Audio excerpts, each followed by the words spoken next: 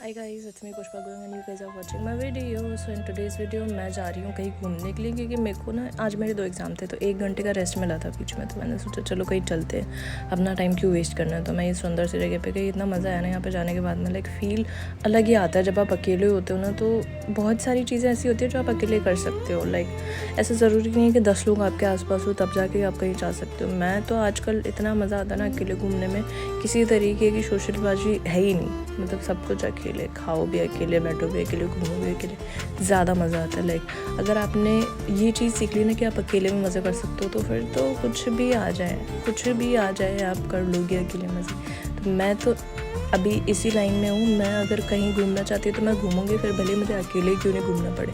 ठीक है, तो चल रही है life, let's live a life.